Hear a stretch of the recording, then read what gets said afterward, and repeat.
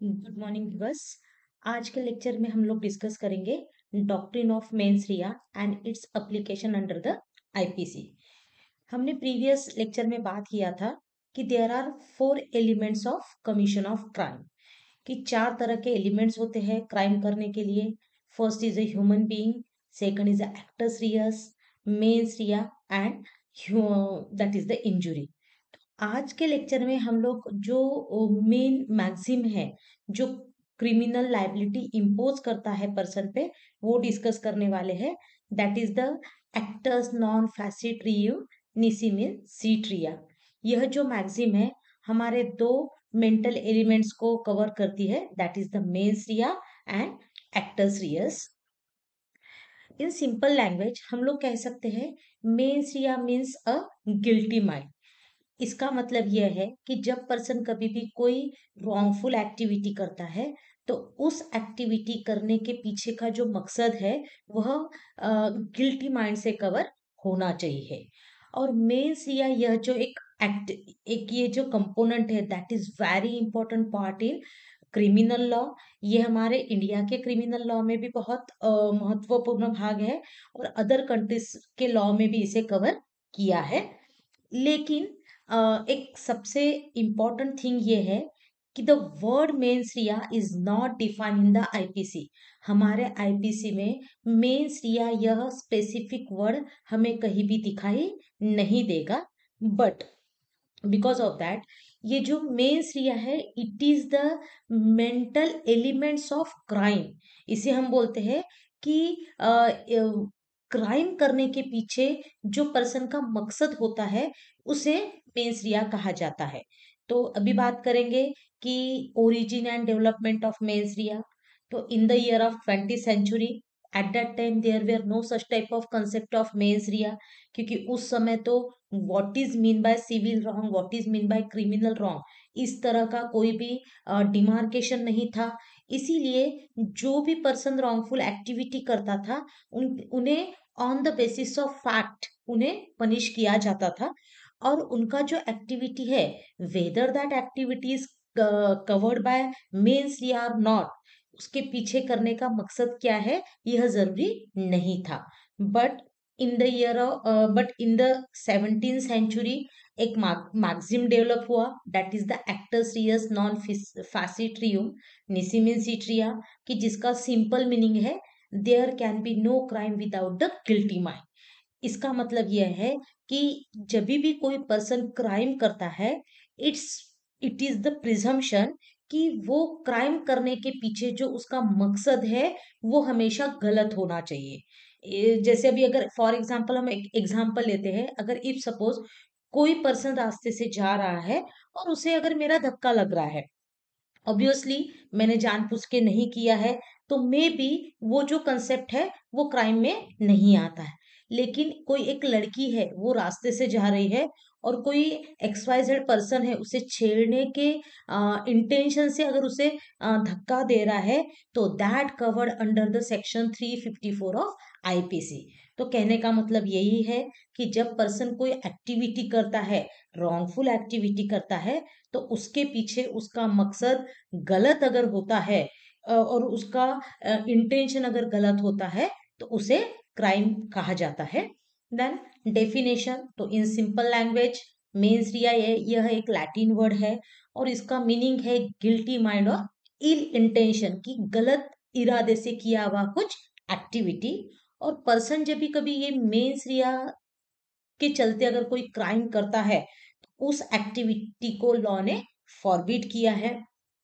और हमारे जब भी किसी पर्सन पे क्रिमिनल लाइबिलिटी इंपोज करना होता है तो mens rea is one of the essential element. Then जैसे कि मैंने पहले ही बताया था कि मेंस रिया यह जो वर्ड है ये हमारे इंडियन पिनल कोड में कहीं भी दिया नहीं है। लेकिन हमें ये भी पता है कि इंडियन पिनल कोड यह पर्सन को, जो पर्सन क्राइम कमिट करता है उसे पनिश करता है। इसका मतलब क्रिमिनल लाइबिलिटी तो आईपीसी द्वारा ही इम्पोज की जाती है। लेकिन हमारा जो आईपीसी है, ऐसे कुछ वर्ड्स हमारे आईपीसी में दिए गए हैं कि जो मेंस रिया के कंसेप्ट को ही दिखाता है, दर्शाता है। तो first word is a fraudulently, कि जो कि section 25 of the Indian penal code में डिफाइन किया है। एक सिंपल है कि a person is said to do a thing fraudulently if he does that thing with intent to defraud but not otherwise. इसका मतलब यह है कि जब कभी कोई पर्सन कोई एक्टिविटी करता है और वो एक्टिविटी करने के पीछे उसका अगर फ्रॉड करना यह मकसद है, तो उस एक्टिविटी को फ्रॉड्यूलेंटली कहा जाता है। और फ्रॉड्यूलेंटली यह वर्ड मेंस रिया का कंसेप्ट ही शो करता है। तो इसका एक लैंडमार्क केस भी है, that is the queen empress versus Sashi Bhushan. बड़ा सिंपल केस है। इस केस में ऐसा हुआ था कि एक स्टूडेंट है, वो स्टूडेंट को एलएलबी फाइनल ईयर के क्लास में उन्हें एडमिशन लेनी थी बनारस यूनिवर्सिटी के लिए। और ये सभी जानते हैं कि जब हमें फाइनल ईयर में एडमिशन लेना है, तो प्रीवियस यानी फर्स्ट ईयर सेकंड ईयर हमने कौन से यूनिवर्सिटी से कंप्लीट किया है, इसका हमें डॉक्यूमेंटेशन देना होता है। तो ये जो पर्सन थे, ये जो एक्यूज थे, इन्होंने जो डॉक्यूमेंट प्रोवाइड किए थे हमारे बनारस यूनिवर्सिटी को, that was the false certificate, सब गलत तरीके से बनाए थे। तो उसका जो एक्टिविटी है, that activity considered as a फ्रॉड्यूलेंटली।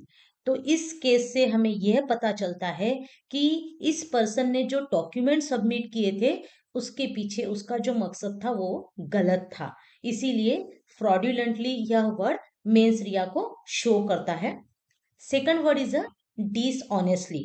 Section 24 of the Indian penal code इसे डिफाइन करता है कि whoever does anything with the intention of causing wrongful gain to one person and wrongful loss to another is said to do that it dishonestly। dishonestly यानी हम क्या कर रहे हैं, किसी एक पर्सन को रॉन्गफुल गेन हो या फिर किसी पर्सन को रॉन्गफुल लॉस हो, इस तरह की अगर हम एक्टिविटी कर रहे हैं, तो उसे डिसऑनेस्टली कहा जाता है। तो इसे हम एक एग्जाम्पल के तौर पे समझने की कोशिश करेंगे कि ए नाम का बंदा है, उसके पास में एक लैंड है, एक हाउस है। उस वो मे बी वो whether that person is owner और not, that is immaterial, but उसके पोजेशन में है, इसीलिए उसने अपना जो वो हाउस है वो एक रेंट पे दिया है, और उससे और एक रेंट नोट बना के वो हाउस का रेंट कलेक्ट करना चाह रहा है। बट बाद में पता चलता है कि वो जो पर्सन है, जो रेंट नोट बना हुआ था, वो गलत था, यानी उसने डिसऑनेस्ट इंटेंशन से किया था।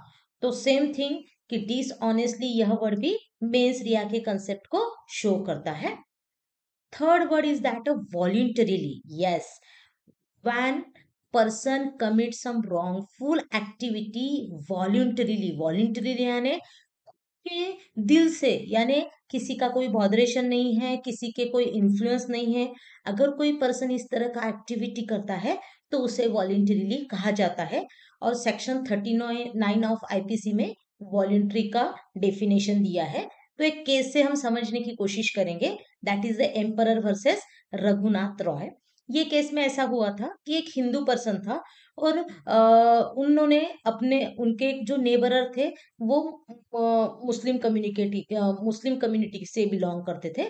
तो उनके घर पे जो एक ये था, काफ था, जिसको हम गाय का बछड़ा बोलते हैं, वो without the consent of that owner अपने घर पे ले आए थे।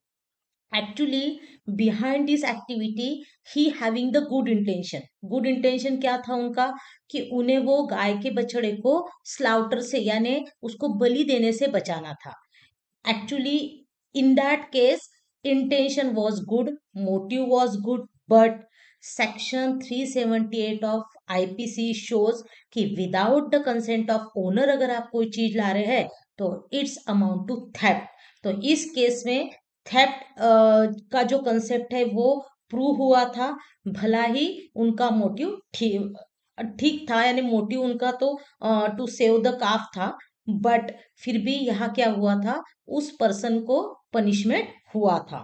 तो कहने का मतलब ये है कि कुछ ऐसी एक्टिविटीज है कि जहां मेंस रिया यह कंसिडर नहीं किया जाता। जनरल प्रिंसिपल इज दैट कि for the imposition of criminal liability mains rea is very important, okay.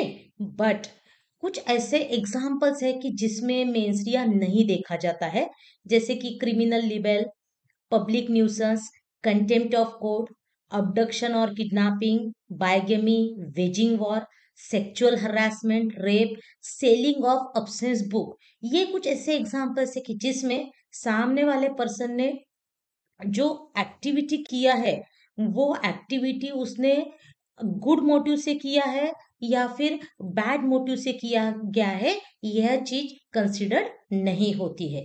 इसका मतलब देयर आर सम एक्सेप्शंस कि जहां मेंस रिया अप्लाई नहीं होता है। अभी कुछ यही जो हमारा मेंस रिया का जो कंसेप्ट है, इसे हम कुछ केस लॉज द्वारा समझने की कोशिश करेंगे। तो first case is a Brend versus Wood. अभी यह जो केस है, यह फर्स्ट केस था हमारे इंडिया में कि जिसमें क्रिमिनल लॉ में हमारा एक्टस नॉन फैसिट्रियम निसिम इन सिट्रिया यह कंसेप्ट अप्लाई किया गया था।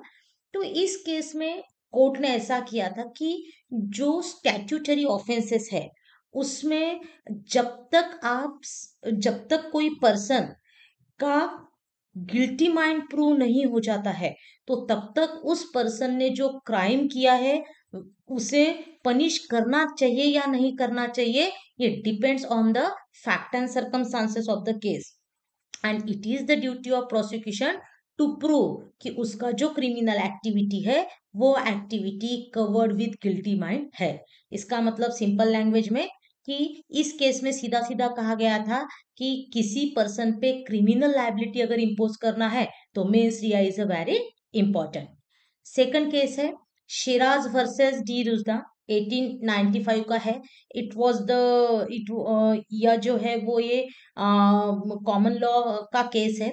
एंड जस्टिस राइट ने भी बोला था कि there is presumption. Mens rea यह जो कॉन्सेप्ट है ये on the basis of presumption है, यानी कोर्ट मान के चलता है कि जब भी कोई पर्सन रॉन्गफुल एक्टिविटी करता है तो उस रॉन्गफुल एक्टिविटी के करने के पीछे का जो मकसद है वह उसका इल पर्पस हो सकता है या फिर गिल्टी माइंड हो सकता है। बट अगर उसका गिल्टी माइंड नहीं है तो वो पर्सन को जनरल एक्सेप्शन का बेनिफिट देके that person may be exempted from the criminal liability. Then state of Maharashtra versus M S George, that case is also landmark case. इस केस में ऐसा हुआ था कि एक पर्सन ने जो गोल्ड होता है वो गोल्ड उन्होंने दूसरे देश से लाया था और according to custom office, custom का जो लॉ होता है that is the foreign exchange regulation act, accordingly उसका जो गोल्ड है वो सीज किया गया था। तो इस केस में सीधा सीधा एक कंसेप्ट आया था कि जब जिस लॉ में बोला गया है कि दैट इज द ऑफेंस, तो वहां it is not important, it is not necessary to prove कि whether that person having the guilty mind और नॉट, क्योंकि इस केस में जो पर्सन को पनिशमेंट हुआ था वो on the basis of strict liability दिया गया था कि वो पर्सन ने जो वो गोल्ड कैरी किया है वो उसके पीछे उसका इल इंटेंशन था या गुड मोटिव था, that is not important because such type of cases covered under the strict liability.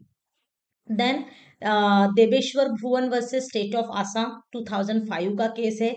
इस केस में भी ऐसा बोला है कि वेन एवर द पर्सन, जो कोई एक्यूज पर्सन होता है वो अगर सेक्शन 84 ऑफ आईपीसी इसका अगर उसे एग्जम्पशन चाहिए, तो सेक्शन 84 ऐसा कहता है कि अगर कोई पर्सन ड्यू टू इंसानिटी, अगर अनसाउंडनेस ऑफ माइंड है और कोई क्राइम कमिट करता है तो may be that person is exempted from the criminal liability.